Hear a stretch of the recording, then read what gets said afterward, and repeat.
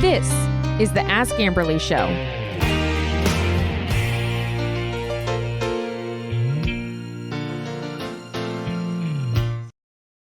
First, I want to acknowledge the sponsor of this podcast is Manicure Magazine, my new health and lifestyle publication.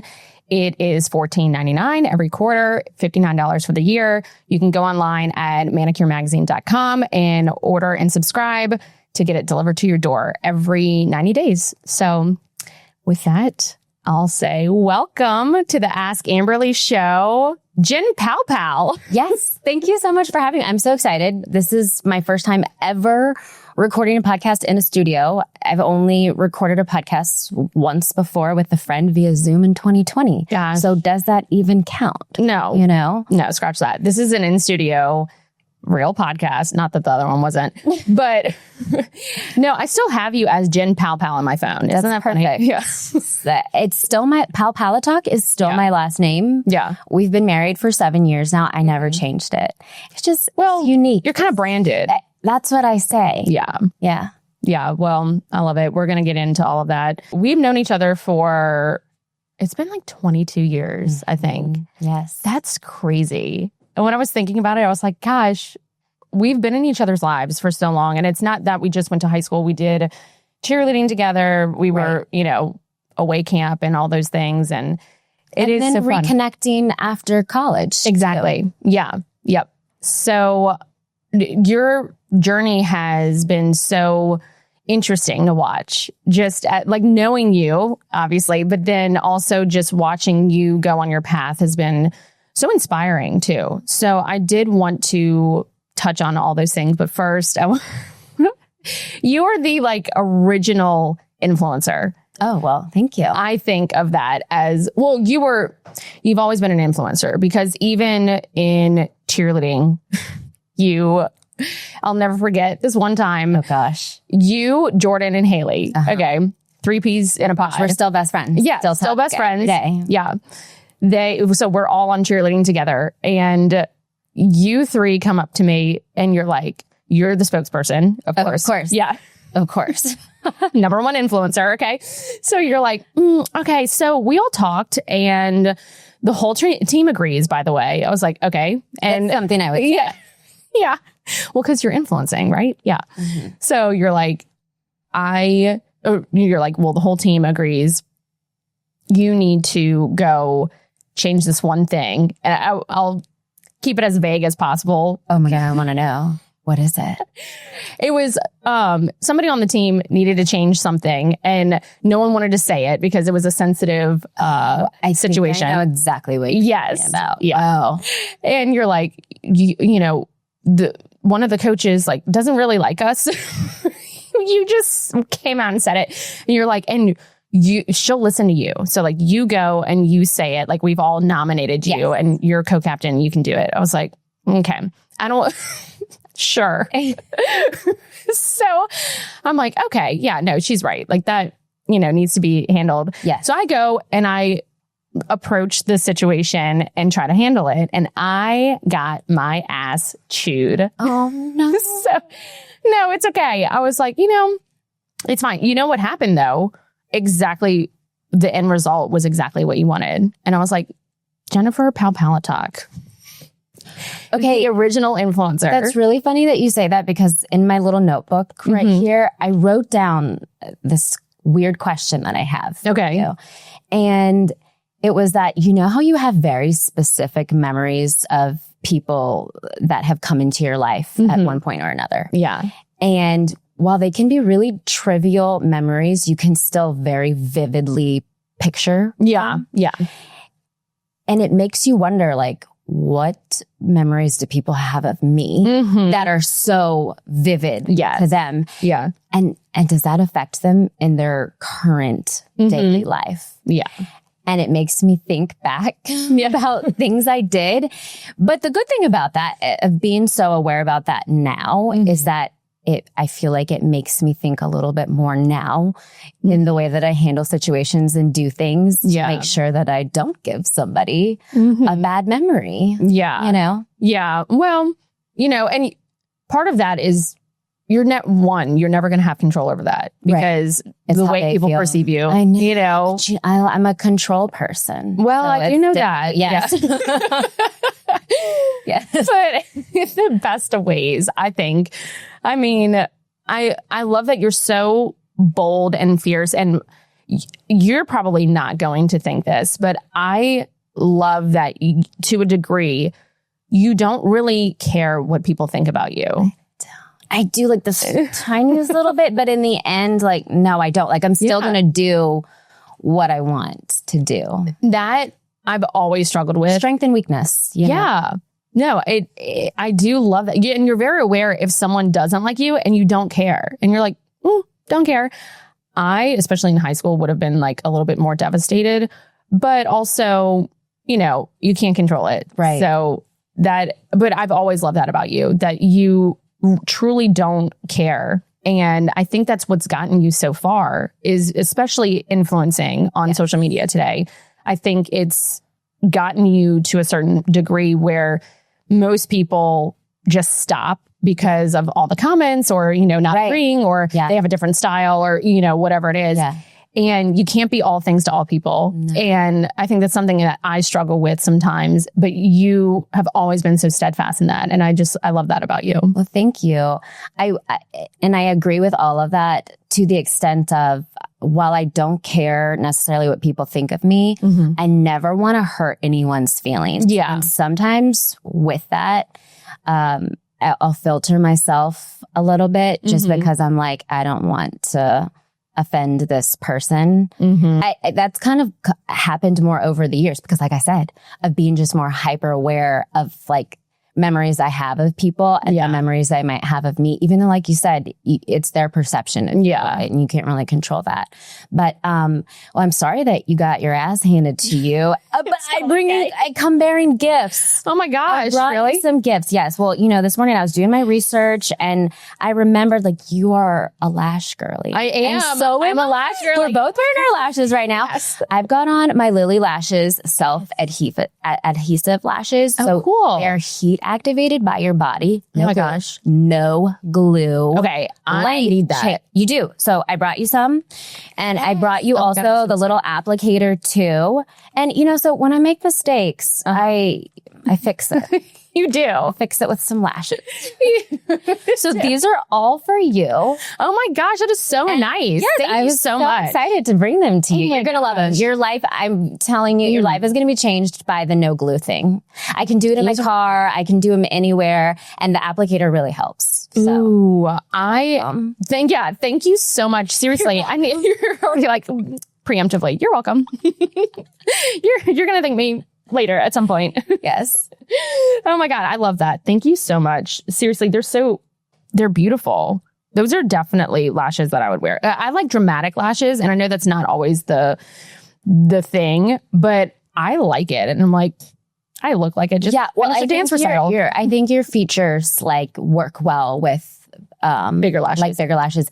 I don't as well. I just have like smaller eyes. And so I just like I have to do the boring lashes, you know? The Filipino lashes. Yeah. But I brought you the Va Va Voom one. So thank you so much. I love it. Yes. Okay. So yes, you are hot off the rack. Is that how you pronounce it too? I do, because it's supposed to be the play on words. Yeah. I love it. Yeah. Yeah.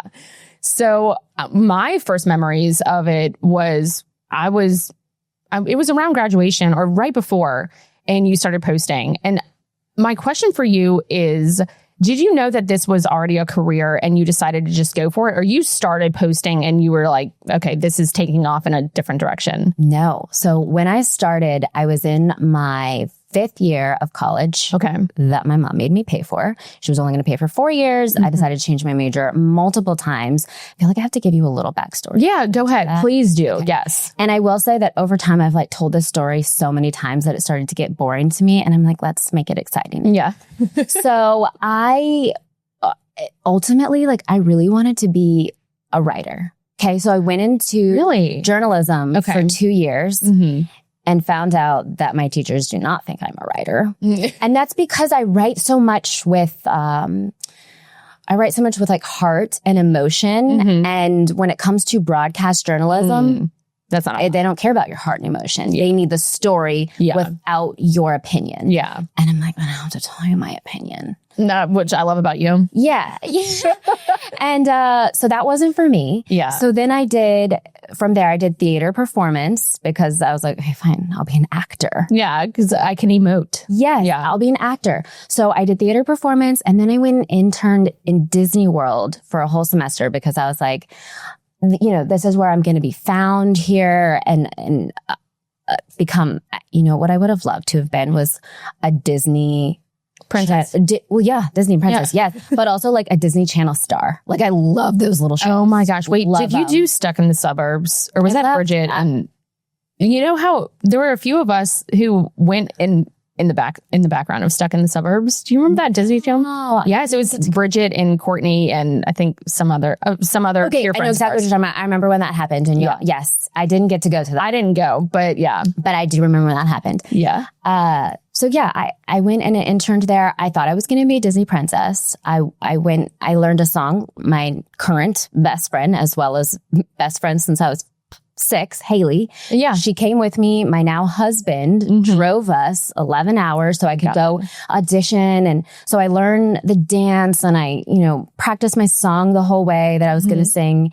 And then it turns out they're like, oh yeah, you're too short to be a face character. Really? To be a furry character. Yeah. You have to be at least 5'2", and I'm 5 feet and 3/4 of an inch is where I learned. Wait, you have to be at least 5'2"? At least 5'2" to be a face character in Disney World. And the reason why is because you need to be, not only do you need to look like the character, but you have to look like the other people who are playing the character. Because you can't have like a 5'10" Cinderella one day and then the next day she's 5 feet. Like it's confusing to kids. So 5'3", you said, wait. 5'2", and I'm 5 feet and 3/4 of an inch. Oh, 5 feet and 3/4 of it. I thought you were 5'3". No, sorry. Sorry. Yeah. Okay, got it. So I was not chosen to be a princess or anything of that sort. Aww. And they said that I could work in food and beverage. So I worked at Pecos Bill in Magic Kingdom, where I don't know if you know this, but they do not have trash bags.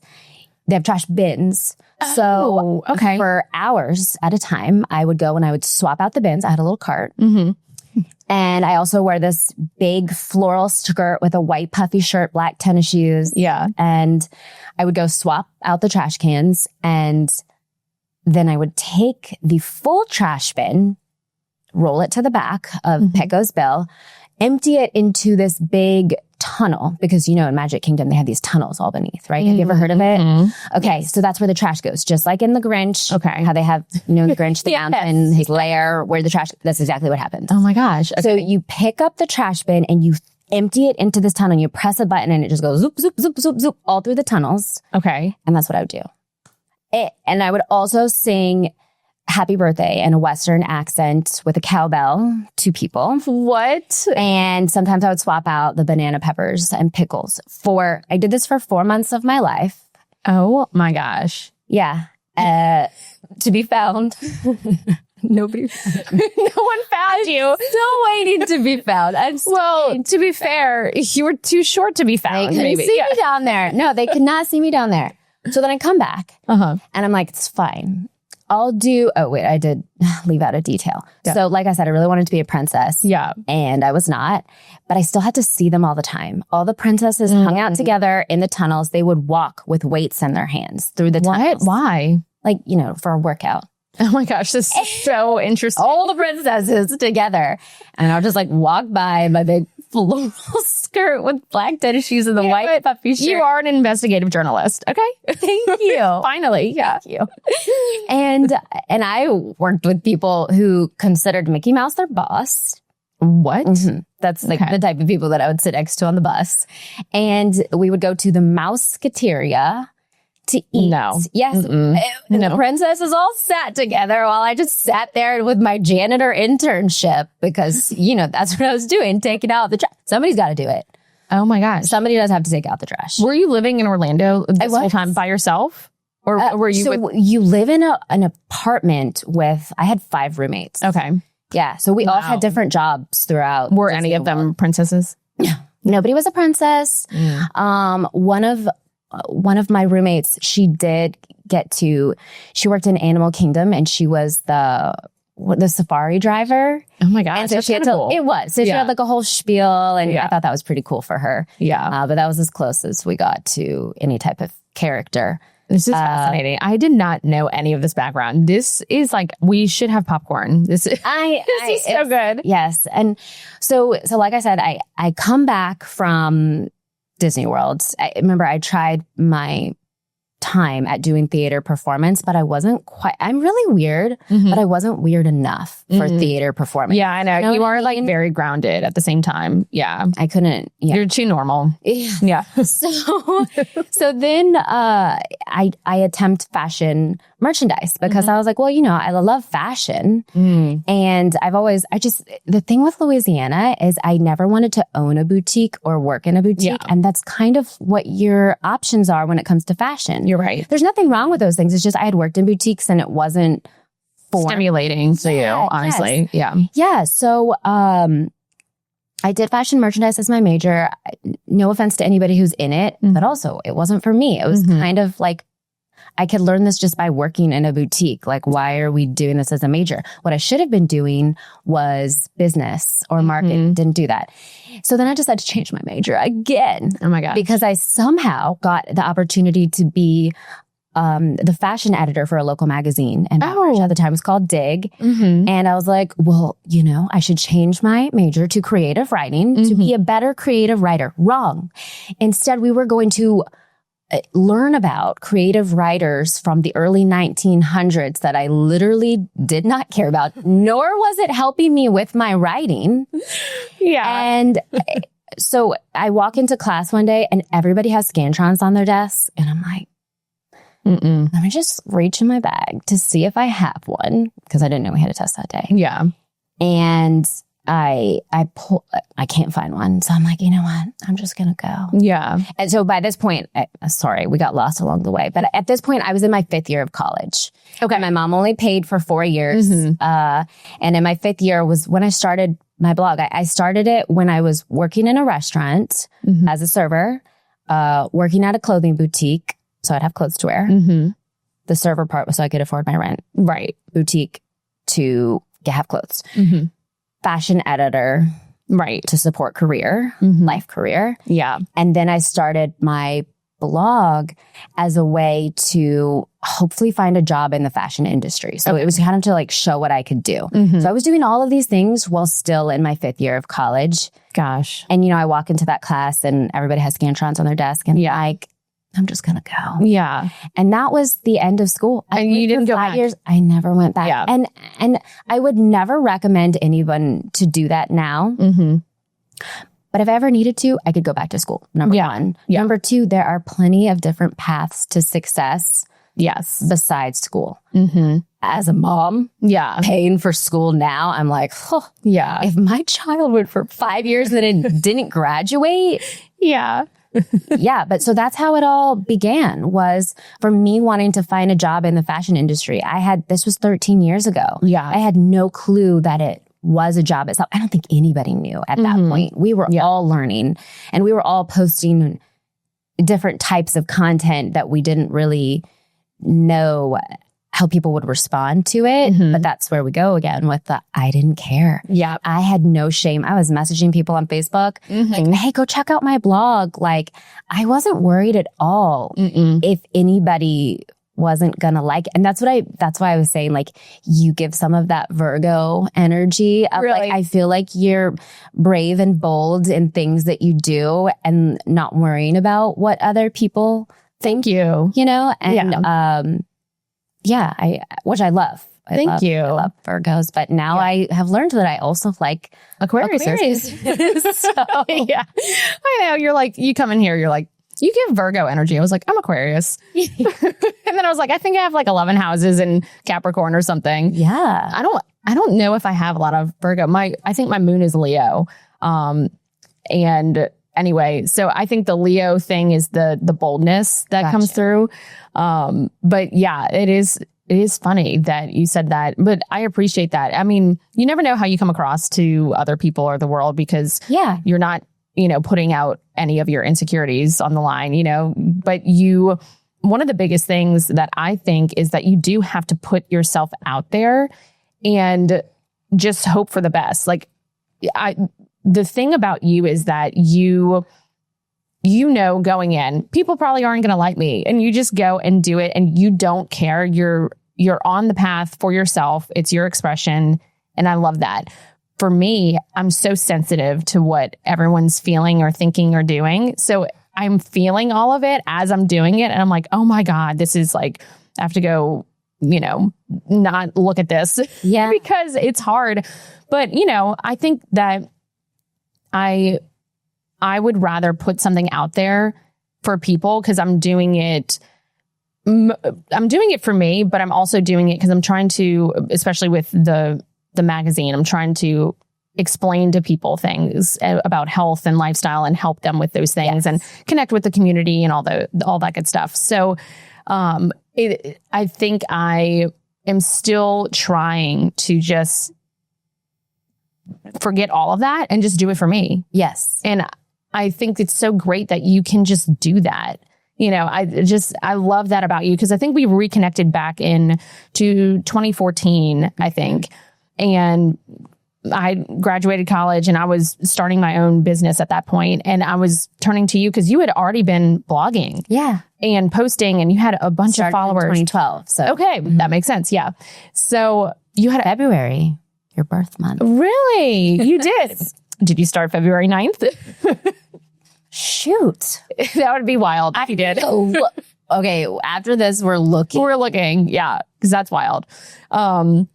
So yeah, well, I opened my business in November of 2013. Okay. So at 2014, this was like June of 2014, you and I circled, you were in your apartment in Covington, downtown Covington.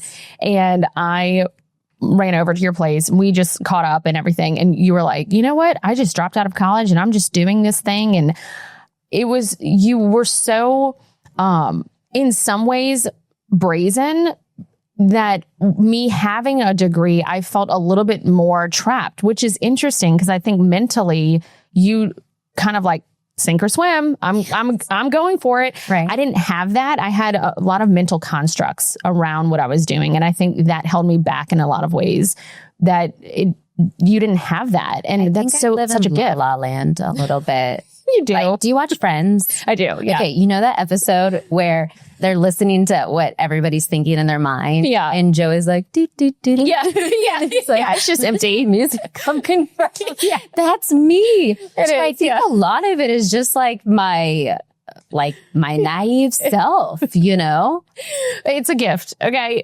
It's definitely a gift. So no, I love that about you. And then also you've always kind of been into fashion and, I remember stretching as a cheerleader and, we're stretching on the blue mats and stuff. And you just come you're sniffing me and you're like, light blue Dolce & Gabbana. Yes. I was like, yes. Yeah. How do you know that? You've always been so good at just recognizing scents and fashion trends. And it's always been in you. So, but it's funny. You follow me around. That's one of your vivid memories. Yeah. And it's light blue Dolce & Gabbana perfume. Yep. But do you see what I'm saying? Like there are things that I did that like people remember. Yeah. Oh God. I hope that it at least makes them smile now. No, you were never a mean girl. You were never like rude. You were always just Jen. And in my own little world. But over time, my husband will point this out to me that with me being in my own little world, that sometimes, me, I said I don't like to hurt people's feelings. Yeah. But like, when you are in your own world, you're not always aware of everyone else's, and sometimes you're not as sensitive to things that bother them. And like you said, you can't please everyone, but I have been trying to be a little bit better about being more aware of other people and not just myself, because it's definitely my selfishness is a strength and weakness. It's a strength in like how I'm able to laser focus in on what I want and get there. Yeah. And I will figure out how I'm going to do it. Yeah. But then sometimes a weakness in the way that sometimes the people around me feel like I'm not paying attention to them. Yeah. Well, you having best friends for so long. I mean, Haley and Jordan specifically too, that's a testament to you are still a good person, and I think the nature of business requires you to be selfish and self-focused, which is why it's the majority of it is a male dominated industry, because they are soul focused, which is great. You need to be, so I've always admired that in you. And it is, I think, a real strength in getting you far in business. But yeah, socially, it's probably a little Achilles heel for you. Yeah, well, maybe they're still my friends because they're my only friends. I'm just kidding. But what's so funny that you say that as a testimony is last weekend, Blake was out of town and it was Brooks's birthday. It was my 3-year-old's birthday. Aww. And I somehow convinced Jordan to come stay the night at my house with her daughter so we wouldn't have to be alone on his birthday because I'm a big scaredy cat. Yeah. Being in the house by myself. And I told my mom that the next day and she's like, what is wrong with you? But also she's like, what a gift that you were able to manipulate another grown-up to come stay the night Influencer. at your house. Yes. Influencer.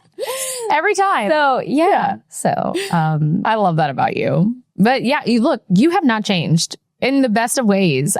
You've always been so much fun, emote anything that's on your mind, it is. I love that about you. So, thank you.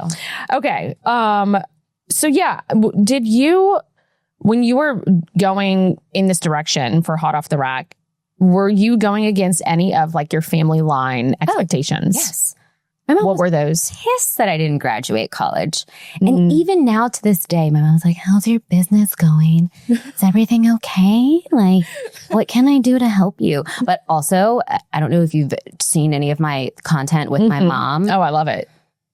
Yeah. The people are obsessed with her. Yeah. So actually, she could be very much help to me because they like her. They really my views skyrocket when she's around. And what's funny is we're not best friends. We are very much a mother-daughter duo. Not best friends. And that's something people would message me all the time and be like, it's so sweet, that you're best friends with your mom. And I'm like, we're actually not. And I texted my mom and I'm like, do you think we're best friends? And she's like, no, I should show you the response. But it was very much we're close, but I'm your mother. Yeah. And you're my daughter. And we respect the kind of the authority. Yeah, it's a boundary. Yes. Yeah. Yes. And because sometimes, that best friend relationship hinders the mother-daughter aspect. Yeah. And I mean, she's still very much my mother in the way that sometimes when I have new friends around and they start to tell a story, I'm like, yeah. Not in front of her. She can't. No. I'm going to get in trouble. One of my mom in your 30s. Yes.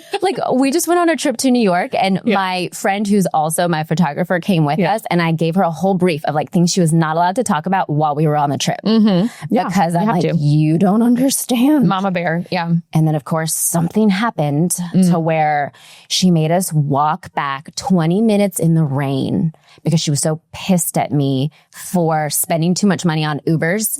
I was trying to keep that from her of how much the Uber costs. And then she found out. And when she found out, she's like, no more Ubers. Yeah. We're walking. Yeah. 20 minutes in the rain. Such a mom. Gosh. In heels. In heels. She runs a tight ship. She does. Yeah. But they like her. So that was what I was going to tell you. That, so I don't know if you know this, whenever I was pregnant with Brooks, I decided that I wanted to start a podcast. Oh, I didn't know that. Yes. And so I come up with all these ideas. I brand it. I launch it. Don't actually start it because I'm literally 30 something weeks pregnant. Yeah. Yeah. And about to sell my house and then have the baby. Oh God. It was not good timing. And then ever since then, we moved around everywhere, renting different places until we finally finished the house. And it wasn't until just recently that my mind has shifted about what the podcast would be about. What I wanted to start it for was to raise more awareness about the lack of care that we have for women in between pretty much like once you have the baby. Okay. Yeah. You're over. You're done. We don't really care about you. Now it's about the baby, right? Yeah. And I had some health issues come up. I had postpartum hypertension where I ended up in the ER. Okay. And I wouldn't have known if I didn't take my blood pressure. Yeah. You know, it's kind of like, I'm not saying that our doctors weren't there. It's just like they're kind of done with you at that point, and they do like a little checkup, but like you're not monitored anymore. And there's not any type of other healthcare that guides you through that time. And maybe there are, as far as like, no, really, because like your midwife, she's there for the time of you having the baby. And again, it's about the baby. And so that was why I wanted to start the podcast. And I also started a nonprofit called Hot Mama Collective. Oh, yes. I've seen that. In which we give back to moms in need, because I did realize that throughout that process, even though I had a really unfortunate situation, I still had everything I needed. I had all the resources. I had the village. I had everything.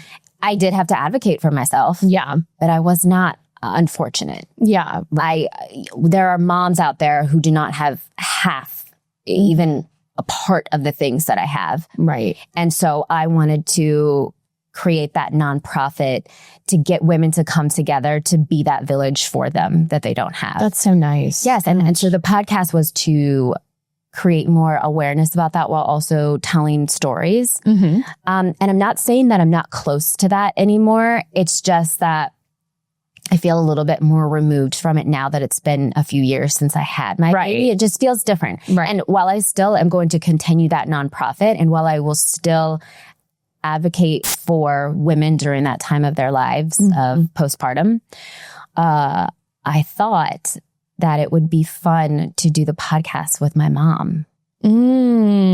Because we are, while we can be very much the same, we are very different. Yes. We are on two opposite ends. And I was like, that makes for very interesting conversation. Because we can also still agree to disagree. And I think that's important, especially in this time of the world where everybody thinks that like, if you are not in line with somebody's views, that like you shouldn't be friends. Right. And I don't think that. Yeah. I think that's how we learn new things.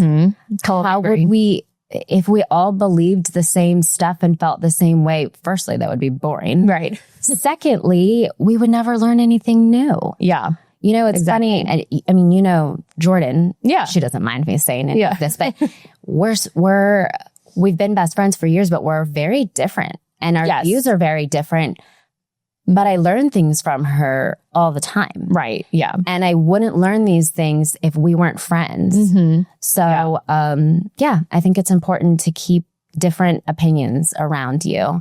And I that doesn't mean that you have to change your opinion. Exactly. Like you can feel comfortable in yours and respect theirs. Exactly. So, I know there's such an intolerance for that these days. And it's really a shame because, like you said, you do learn from other people expressing what their beliefs are, because it might resonate with you and it might not, but it's not up to you. Like, it doesn't mean you should not love that person or, you know, think they're stupid or whatever because they don't have the same beliefs. But, you know, we're so programmed as a society to fit in with that like mindset, that group think mindset, that if you go against the grain, you're going to be ousted out of the group, you know? So there is that actual nervous system fear, but in today's world, especially, you know, we don't operate out of a tribe, in that mindset, you know, for survival. It's really, you know, you can move to another city and find a new community, you know, it's not as difficult these days, but that nervous system is not wired that way. So I think for some people, their nervous system might be primed to be a little bit more intense. So they might feel that threat, like an actual threat, where other people, if you're very confident and calm in your nervous system and you're connected to yourself. So I think that's not as big of a threat for you. Yeah. You know? Yeah. It's not right. Not everyone can do that. But that's exactly why I was like, I feel like this podcast would be great because of the fact that hopefully it can teach people. Yeah. Like, you know, we're mother-daughter and we think so differently, but we can still dance together, be ridiculous and have fun. And like, it's okay to not think the same way. That is great. Yes. Wait, you said something a second ago that made me that brought up a question. Yeah. Shoot, what was it? Oh, I remember. Okay. I remember. Okay, just now you were saying that I'm calm and confident. But I wanted to ask you though, when I walked in here, if you were paying attention to it, like what was the type of energy that I was giving off? I'm just interested. Yeah. And then I want to hear what you say at the end of the episode about my energy. Yeah. That's so funny. It's so Jen. Well, this is not a test. I'm just curious about my own self. No, yeah, exactly. No, when you walk in, you're always very aware of things going on. You're taking in everything. You are processing things, especially because this was your first time here, and you are a curious person in general. So you were telling everyone hi. You're into everything. You're like putting your stuff down. You are very curious, I think, and a lot of energy is running very quickly in your nervous system. Like boom, boom, boom, boom, boom. You're trying to get it all together. Yes. So, but then once you understand the assignment or whatever it is, you're like, okay, go. Like it is almost like you have a very good performance-based energy. That's exactly it. Yeah. I was that's so funny that you say that. Yeah. So yeah, that's why you were also so great, even in cheerleading. The girl with the highest toe touch right here. I was great at the hurdler. Such a loser. The hurdler is still important. It is. Thank you. It is. Differences are important. It's a little bit more dimension. It does. Yeah. Thanks.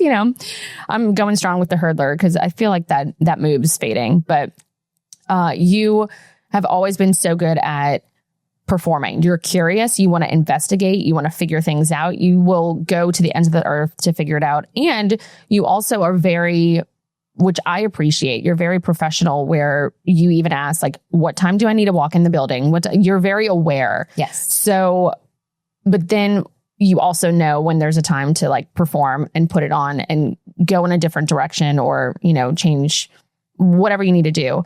I really like that. But yeah, performative energy. I do that. Which I like. Yeah. Well, recently I read to Beck's class, and the teacher after was like, oh my gosh, like, were you a teacher? Like, do you want to teach? And I'm like, no, I'm just a performer. Yeah.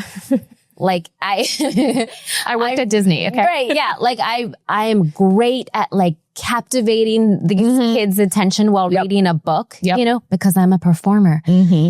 Like, make me a teacher all day. Like, I can't do that. No, it's not for me. No, you're good with bursts of energy, and then you want to come down, have your time. Yeah, you're very, I would say, balanced. Okay. Yeah. So, do you feel that way about yourself? Yeah. No, it's definitely 100. Like, if I could have told you, like, if I could have described it, that's what I would have said. Okay. Like, there's a point where I'm like, I turn on, and that's what I have to do. I have to be on. Yeah. Yeah. So, but you do like your downtime. You are very grounded. You are. So it's good. I think it's why people relate to you on your hot off the rack socials and your blog and all of that. I think people resonate with, you are a small town, hometown girl. And I think that is what resonates with so many people, because you're not putting on Dior every single day.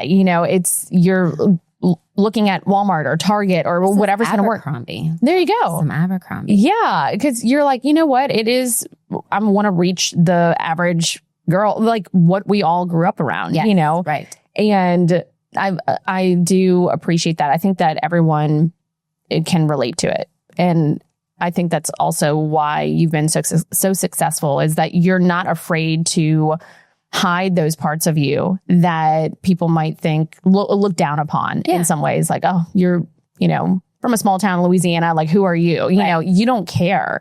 And I think it's great that you are so honest about your life and even your relationship with your mom, and, saying we're not best friends, and that's okay, or my best friend and I have different beliefs, and that's okay too. Like, all of those things. I like that you're so accepting And you are so curious and you do learn from that. And you're grounded. You're grounded energy. So you're saying I'm perfect. Well, Jen, I will say you had a perfect toe touch. So, and that is very Virgo of me. Virgos, like they seek perfection. Yep. So, oh yeah. Do you know what your moon sign is? I don't. So I don't know that much about astrology. I just know a lot about myself. Okay. Right. Yeah. And I know that my husband is compatible with me. Okay. Well, that's enough. Yeah. Yeah. And then I'm also as far as like friendships go too, I'm compatible with, my 5-year-old. Aw. And then our 3-year-old's wild. He's a Gemini, stubborn, very much Gemini. I would like him. He's an air sign. So I'm an air sign too. Oh, okay. Yeah. So we'll have to get into that. But okay. So another question for you is, do you know what I do? Well, to an extent, because I guess you could say I thought I did. And when I was listening to the podcast episodes, I was like, shoot. And then, like I said, right before we started, before I walked in to record with you, I was in the middle of a really good part of the episode. It was, if you want me to, can I say? Yeah, go ahead. Yeah. So it was when you got this office and it was with the medium. And then something was about to be explained and I missed that. So maybe why don't you tell me what happened? Yeah. Yes. Okay. So, by trade, I'm a doctor of metaphysics and an alternative medical practitioner. So it's twofold. So one is the doctor of metaphysics part is I can look at frequency or energy or it's really your thoughts, beliefs, emotions, the things that you can't hear, see, taste, touch, smell. It's beyond the 5 main senses of perception, kind of like Wi-Fi and Bluetooth, right? So you can't see Wi-Fi or Bluetooth, but everyone agrees it exists and it's a wave of energy that carries information. Yes. And creates a physical impact, a physical expression of like, you can stream things on your phone, you can, whatever you want to do with that. So the human body works the same way. It's a similar technology. So I will work with the thoughts, beliefs, and emotions in somebody to change patterns. It could be family line patterns. It could be relationship patterns. It could be health things in general. So it will affect you. If it's affecting your health, it's affecting everything in your life. If it's affecting your relationship, it's affecting everything in your life. So where I pull on one string, it doesn't matter because the whole ball is going to come undone in the best of ways. Yes. So that's the metaphysics part. The alternative medical practitioner part is I'll look at your blood work, your genetics, your, genetic mutations, things like that also are reflective of what's going on. They all work together. Exactly. So, yes. So the emotions, beliefs, thoughts are the undercurrent. It's the underpinnings of what's getting expressed physically in your blood work or physically in your genetic mutations. But I can work from the bottom up with the thoughts, beliefs, and emotions, or I can work from the top down with the genetic mutations, supplementation, lifestyle things, all of that. So it's a full circle thing. So it's a holistic health, basically.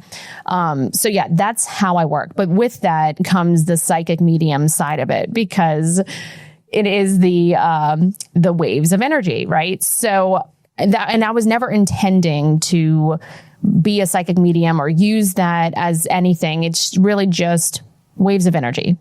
So yes, when I first opened my business in 2013, I was working in an office space with someone who was a former nurse and she practiced as a psychic medium. And she walks into my office and I'm like, oh gosh, I'm working with people with their health issues and giving them exercise prescriptions and nutrition and all that kind of stuff. And, everyone who sits down just starts crying. And she's like, yeah, you're a psychic medium. I was like, no, I rebuke that.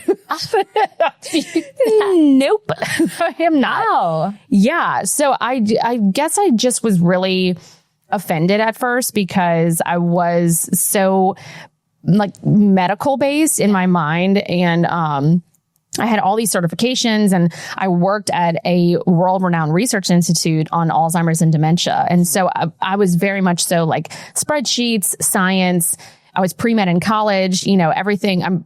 My major was exercise science and I double minored in neuroscience and psychology. So I was science. Yes. So when someone tells me that and I go straight to the New Orleans palm readers in Jackson Square, wearing a turban or whatever it is. And I'm like, what? So that I didn't like. And then when I really thought about it, I was like, okay, let me get over myself. And, maybe I am. Okay, great. What does that look like? And is there a science to this? Because if there's a science, then my ego could calm down. I never even thought if there was a science to it. Really? Mm-hmm. Yeah. Well, turns out there is. Okay. So yeah, that was why I got into metaphysics, because that was my journey into the metaphysics part. So I went and got another bachelor's degree in metaphysics, a master's in metaphysics, and then a doctorate in metaphysics. So that was a whole new world, but it also felt like a fish in water. Like I just got it. Like it was almost like a remembering for me. Yeah. So that made a lot of sense. So now I utilize that in my practice. If I'm talking with someone and, their grandmother or someone's coming through, I'm not having a sit down where everyone's going to sit down and I'm telling you, oh, your grandma's wearing a pink robe and she wants to tell you this, whatever. I'm not knocking that at all, by the way, because I've had many a session like that where I've gotten so much out of session going to see psychic mediums that have helped me with that. But I will utilize it for whatever that person is seeing me for, to get to the root of whatever their health issue is or their relationship issue or their financial issue. These loved ones on the other side are there. They have a certain perception and they will tell you, it's all loving too. Yeah. So they're telling you things because they know you so well because they're sharing DNA with you. Right. So they're going to say, XYZ. And usually it's something that they absolutely need to hear, so which changes their perception, which changes their blood chemistry, it starts unraveling so many things. Yeah. So it's almost like a weird type of medicine. It's very interesting. So I wasn't expecting to ever do that, but some of them push their way through and they want to tell you things about your life and yourself and stuff. So, it has been very interesting, even utilizing it in my own life. It's been kind of fascinating, especially since my mom passed 2 years ago. Yeah. And I know she was sick for a while. Not a while, it was 2 years, but she had kidney failure and heart failure, and we couldn't figure out, what was going on. And then, but I know your dad, you're very open about this, which is why I feel like I can say it. But your dad has been sick for how many years? So he was diagnosed with MS 10 years ago. Okay. And it was manageable. Mm-hmm. Is it okay if we cry? Yeah, go ahead. Then he had the stroke. It was a big stroke on January 4th. Okay. Of this year? Of this year. Okay. Gosh. And after there was like signs of him being able to recover, and then he went to the skilled nursing unit somewhere locally, and he wasn't properly cared for. And I'm not saying those are bad people. There's a lot of people to care for. Right. And it's not their dad. Yeah, exactly. Also, I didn't have the means to be able to take him to my house. Right. And help him recover. Right. And then finally we got to the point where I told my husband. So during the 10 years that he had MS, he was living with a friend. Okay. And so this friend was an interesting person. She's my personality. Yeah. Right? Yeah.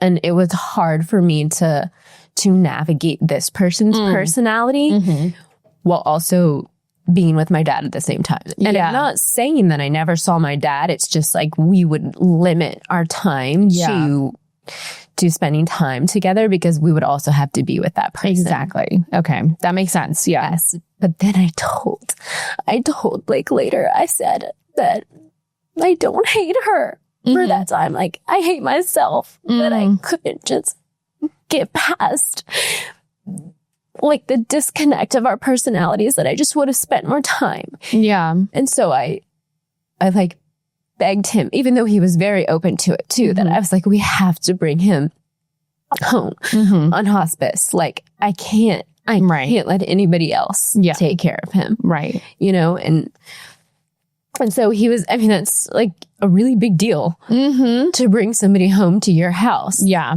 And suddenly take on all these responsibilities. And he's like, you know, I want to say yes to this, but like, I also need you to understand like what this means for you. Right.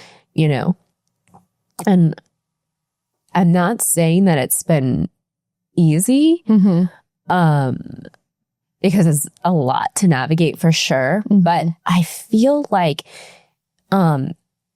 I am a very spiritual person, and through prayer, like people have showed up in ways that like I don't even deserve. Wow, that is so amazing. Yeah. Gosh. So I've definitely had all the help that I've needed. Now, as far as navigating like the rest of my life, that's been a little bit more challenging. Yes. He's almost been like the easier part. It's trying to maintain everything else. I totally know what you mean. Yeah. It is very difficult to balance that. Yeah. And actually, like, I'm not a big crier. I don't cry a lot. If I ever do, it's like in the shower. And, but just recently, I've just been feeling like more guilt. Yeah. Of where my time needs to be spent. But like, as a working mom who, like, my income very much matters. It's not like I just get to do it for fun, you know? Right. It's like hard to choose. They all still keep their value of what each thing is, but like you still have to like pick and choose like what you're gonna pay attention to. Do you mind if I use a little psychic mediumship for you right now? You can, but first, I have to say this was a part of one of my questions. Okay, go. Yeah, let me just I love your pull out my notebook. I'm right about everything. This is my manifest journal. I love it. My God journal. Right? I like it. So someone once told me that I have. This was in Charleston, actually. Savannah. Okay. She told me that I actually have the ability to communicate with, I guess, spirits. That word kind of freaks me out, and I'll tell you why. Okay. And then she said, but that's something told me a long time ago that was bad. So I have just like blocked that. I don't allow any of it in. We came to the conclusion that it was because like I went to a Catholic school all my life, and like sometimes they're a little like anti other belief systems. Yeah. You know? And then also too, like my fear is if we let something good in, is that also allowing for something bad in, like something I don't want to hear, something I don't want to know. So yes. That being said, be gentle with me. Yeah. I'm a really big scaredy cat. I gotcha. So, but go ahead. No, it's all good. And that is a very common fear or hesitation because you don't know. And especially if you're not practiced in it. Right. It's just like real life. So if it's like some people are bad, some people are good, right? Yeah. So you have to really use your discernment when that information is coming through, I've been trained on how to tune myself to understand when that frequency drops, get out, you know, because there is, so now that frequency doesn't even drop for me because I've noticed like that boundary's good. So it's, yes, there is that element to it, but if you can be aware of how that frequency is, then you'll be able to maintain it. So yeah, I wouldn't recommend like dabbling in it. And if you're not trained in it, you know, I just meant even with you talking to me about stuff. Like I'm like so just to let you know, all that's coming through is of the highest energy that's going to come through. So it's not anything that's going to be, you know, traumatizing or anything. So, so one of your guides is saying that, your dad has lived life. Your dad's lived life. You know, you are at a stage right now where you are in like a peak of your life and there's a balance there that they're saying that you can be there and help, but there's also, they want you to let go of that guilt because you are entitled to living your life. You're entitled to that. Yeah. You're entitled to, enjoy and be with your family and be with your boys and all those great things and love life too. It's hard sometimes. They're showing like even joyful moments for you right now are muted because of that, like monkey on your back, it's that, element where someone in your family is sick. And so the high is never as high as if that wasn't the case. Right. So they're showing that they're wanting you to get to expand on your joy because that is healthy for you. Yeah. It's healthy for him too. They're showing. So the more joyful experiences you can have and really fully embrace those joyful moments and the sweet spots of your life, they're showing that emanates in your family line, like in your DNA. It helps your dad. It helps you. It helps everyone. So they're also showing to let go of the guilt of that situation with his friend and you not spending enough time because that was a catalyst to get you to where he is today, which is great. Yeah. So they're saying that your mindset around it is, they're showing you're holding on to a perception of the way that looks and feels. And they're like, it's not really accurate. When you pull back as like a bird's eye view, they're showing like A plus B equals C. They're like, it's a formula. Like it moved into a direction that's really healthy and good today. So they're like, let that go. It doesn't matter. Like, a few more moments or a few more minutes or whatever. They're like, at the end of the day, you're always connected to your dad, regardless, so they're showing that's not going to be, at the end of the day, a notch on something that's like, well, Jen didn't do that right. They're like, you need to let that go. So, that is something that they're showing is going to help you and him moving forward. Carving out more time for, let's see, they're showing music, like your dad listening to music or you putting music on, is helpful, like extra helpful for some reason. It's like very elevating for everyone. Yeah. So they're showing that he likes music. Okay. So, that's helpful. There's things from his past too, that, they're showing like a cultural music too. I don't know if you're going to know what that is. They're showing from like his childhood, something like that. Your mom might know.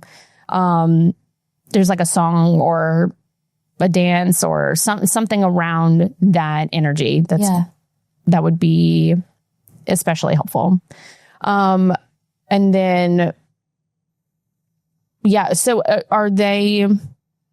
Do you have any fear that you're going to go down that route of MS or anything like that?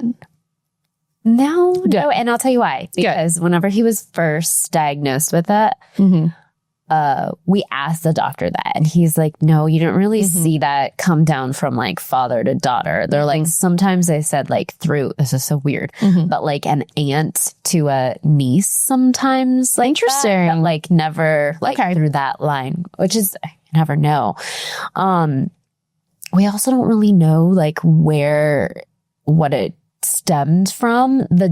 The doctors think that he had it for years and years and years and years. And none of the symptoms ever presented themselves until something was probably triggered, potentially stress.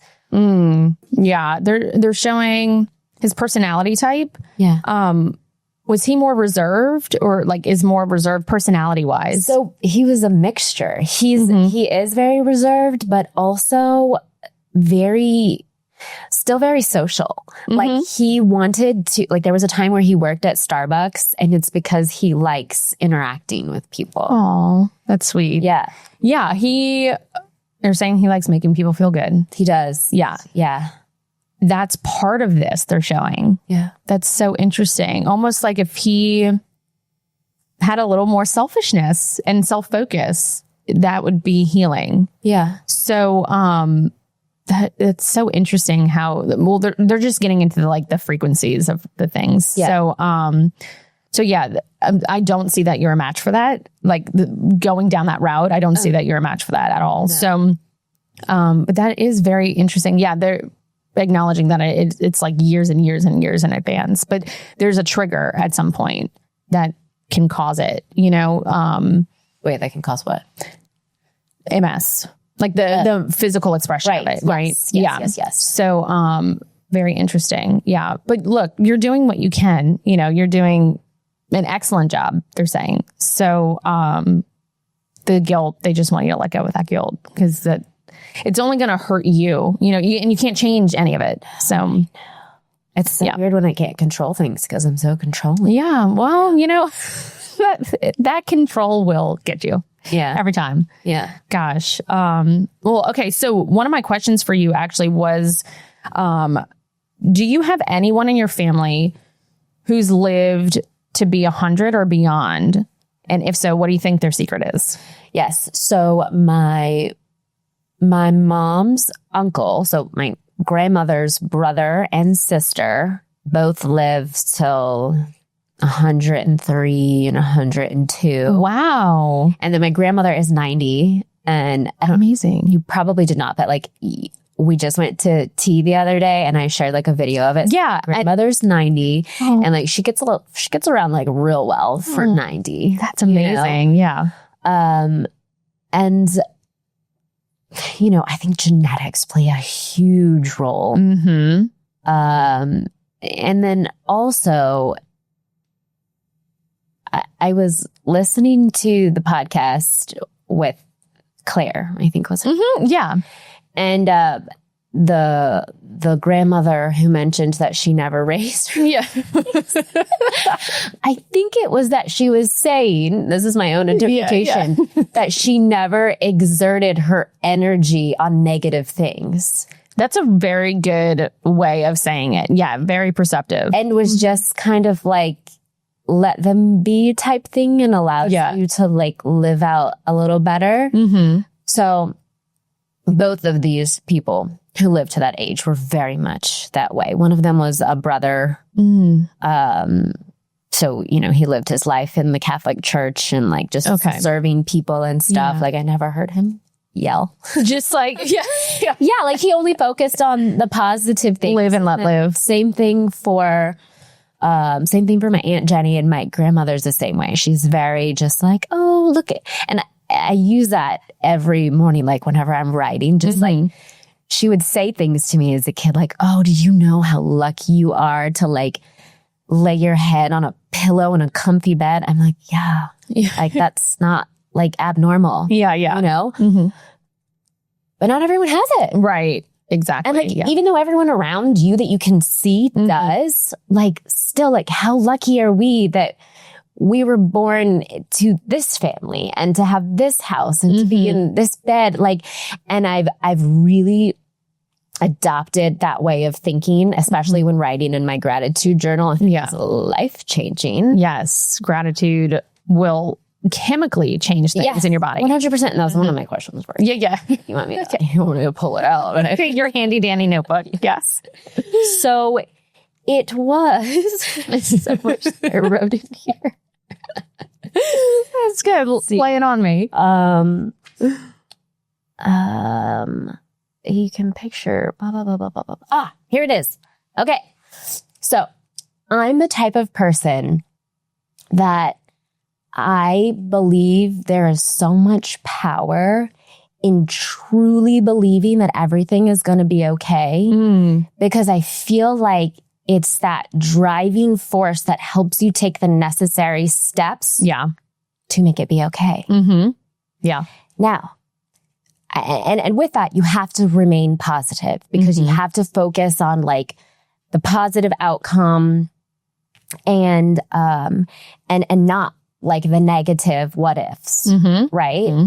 Acknowledging that those what ifs are there and how we would navigate around them if those pop up, right? And I'm like this through and through all the time. And someone once told me that I was gaslighting myself. And then I was like, I don't even know if I know what gaslighting is. But then I was like, is that a bad thing that I'm so like laser focused on positivity that like I'm being ignorant to?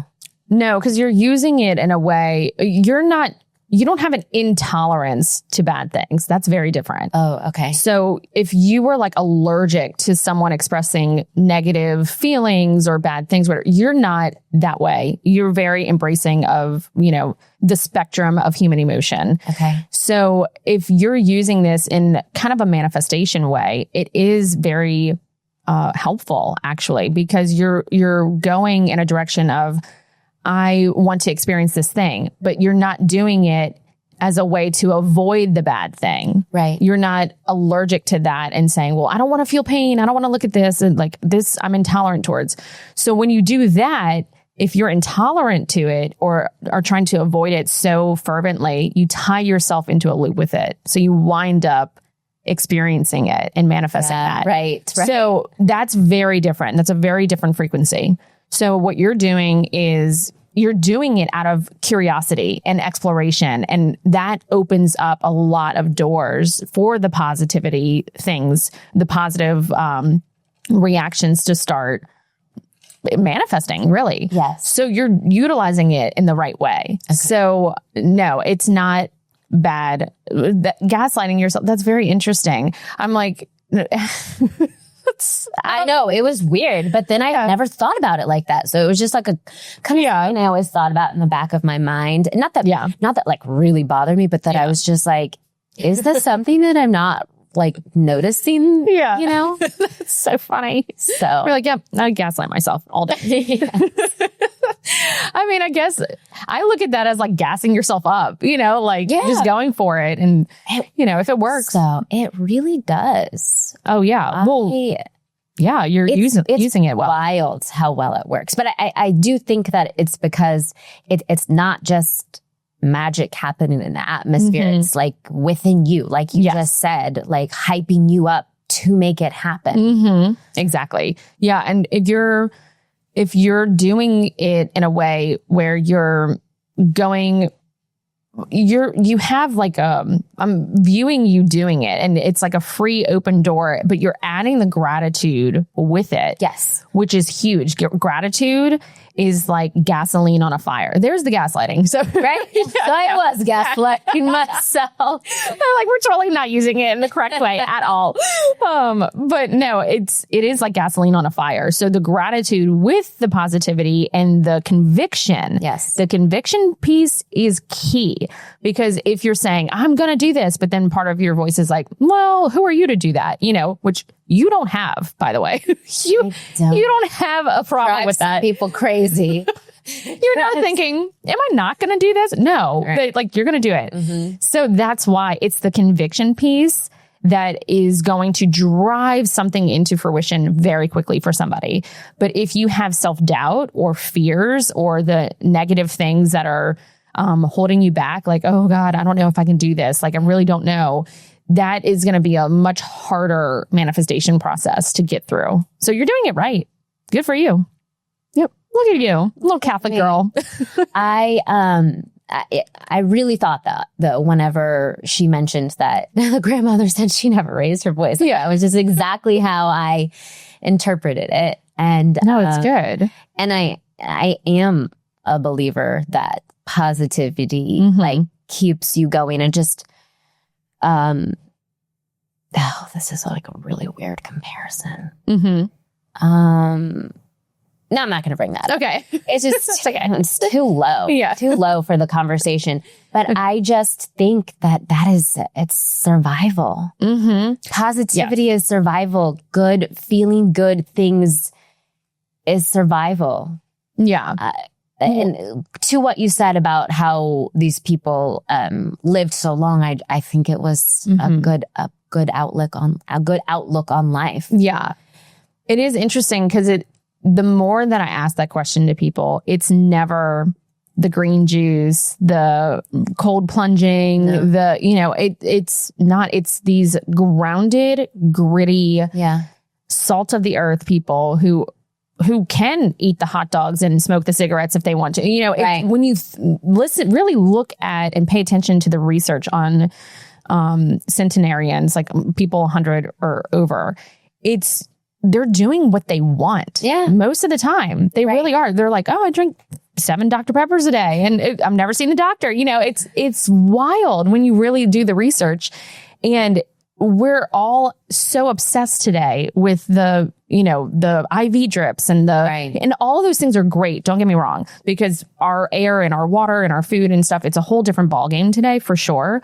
But at the same time, when they're doing these things, like smoking the cigarettes and eating the hot dogs and whatever, their detox pathways are open. They're able to just go with the flow. There's no rigidity there. Yeah. So if you look at it personality wise of, I never raise my voice, or, live and let live, or have a strong faith or trust, all of those things people don't give enough credit to. It's not always the supplements or the exercise or, the perfect diet. It really is your mindset, and your belief system is everything. It formulates that whole entire health template. For sure. So my 90-year-old grandmother has had cancer 2 times, has 1 kidney. Oh my gosh. But she's still just very much like, oh, listen to the birds chirping today. Like that's just how she is. Yeah. I remember too, whenever I was riding my bike when I was little, she'd be like, you are so lucky to be riding your bike. And I'm like, it's normal. Yeah. What are you talking about? But I get you don't get that feeling forever. You don't get that feeling of being 7 and riding your bike and not caring forever. That's so true. So I was lucky. Yeah, it is. It's really true. Not only physically, but also environmentally. Like, the older generation has been through wars and all kinds of things. And, we go through it today, but it's very different from how they went through it, or, the Great Depression, or all these kinds of things. And when you really get down to it, they were survivalists. Yeah, you're right. And it's that, I will say it again, it's the grounded, rooted energy, the energy of not caring what people think and being honest about who you are and expressing what that is and loving yourself through that, not feeling shame for being from a small town in the South or whatever it is. It's being who you are. And, you're a great testament to that. And I love that you came on here today. You asked the questions and we'll wrap up. Okay. Let's see what I had in here. Yeah. Really? Sorry. I wrote a lot of stuff. No, go ahead. Yeah.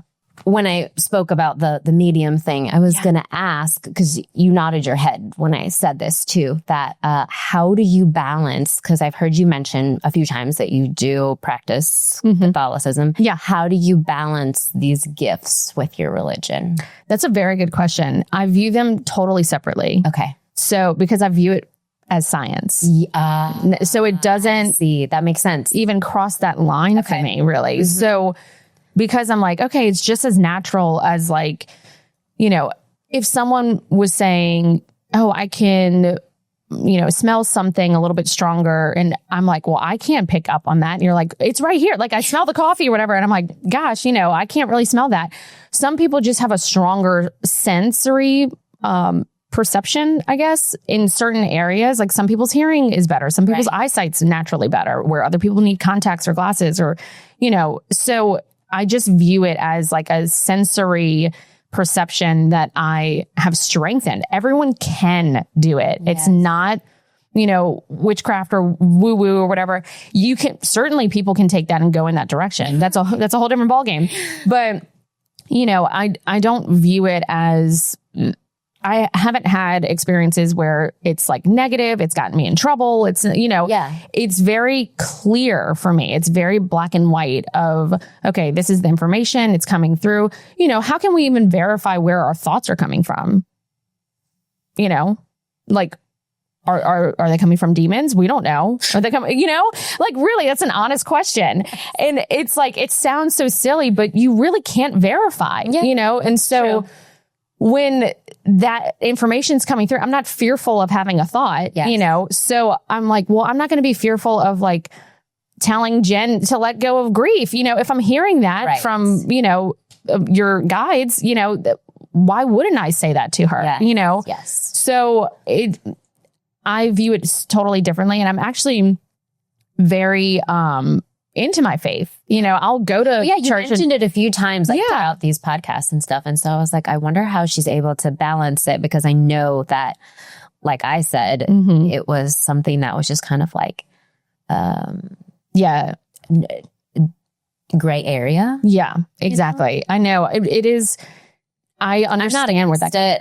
I'm not. I just mean like I don't know enough about it, so that's why I asked. Right, which is why I'm trying to podcast about it too, to not have it be so scary, you know, or so conflicting or combative with somebody's religious belief system. So, you know, people are going to think what they want to think, and that's fine. But you know, I'll rip an old page out of Jen Palpal's book, but don't care. That definitely makes sense though. Like even without the science part of it, just like you're using it for good. Yeah. How could that be bad? Right. Exactly. So I'm like, it's just information at the end of the day. So I can't verify where a text message is coming from, or like, I can't verify where the internet's coming from. I don't know where it's coming from. It's just on my phone. Right. Yeah. So which is a piece of technology that picks up that wave of energy. Right. So like, are we going to say, well, that's demonic? I don't know, you know, like I think that's how I think. So I'm like, I just don't get it. Like microwaves or sonograms or x-rays or all these things that are using sound waves and light particles and energy and information to express something that we're using as science and technology today. But as soon as you talk about it with a human body, it's like, can't do that, you know? And I'm like, why not? We're the most fascinating pieces of technology on the planet. Like, why are we not exploring this? This is fascinating. Yes. So I think that piece is very separate from religion for me. Cause I'm like, well, you know, at the end of the day, God created all that is, you know, or all that is God, you know? So I'm like, I don't know, the good, bad, indifferent. I don't know. It all just is to me. Yes. So that's the way that I view it. But that's a good question, because a lot of people would think that, you know? Yeah, I don't. Yeah. Just like, it was just something that I was like, I wonder if that's, you know, ever been brought up to her. Mm-hmm. And for sure. Balance. So. Yeah, that's good. Any other questions? Can I look? Yeah. Sorry, Mallory. You cut out all what is this going to end up? Cut out all of that. Oh, yes. This is not a question. Okay. This is not a question. This is a great note to end on. Okay. It's a timestamp. So actually, Mallory, what time is it? 12:41. It is 12:41 on a Wednesday afternoon in our small hometown. And here we are, you and I, like 20 years later. Mm-hmm. And getting to celebrate our successes together. Like, how lucky is that? That is, you know, we're going to pull grandma's attitude out in this, because how lucky are we? I'm so grateful for that, you know? Yes. Like this is a blessing right here. Yeah. I like to do these like random timestamps that help, you know, continue the positive perspective on life. Yes. No, that's really interesting. I like that. It is. It gives you a chance to kind of pause and reflect and take in the moment. Yeah. Like, this is really cool. This is it's my first podcast, my first time wearing headphones. Yes. We look great. Yes. So well, thank you so much for having me. Thank you. I had a wonderful time. Yes. And thank you so much for sharing and being so vulnerable with, absolutely. you know, my audience. And I'm so excited to air this. You're such a great guest, and you're welcome anytime.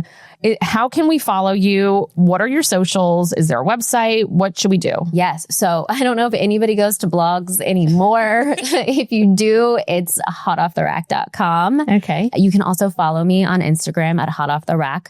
Also, I did launch this Hey Hot Mama podcast Instagram, and it's where I post all of my Hot Mama Collective content.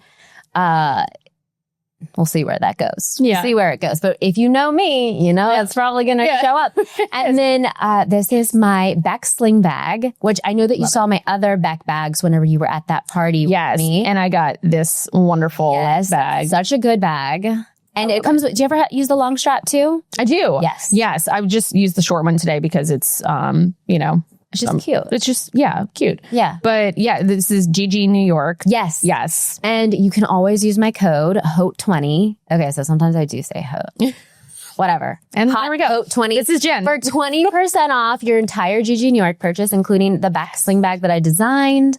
We're working on a new design for fall. So lots of exciting things to happen. Amazing. And you get to participate with the code. Yes. So it's HAUTE. HAUTE off the rack. Off the rack. Yes. Got it.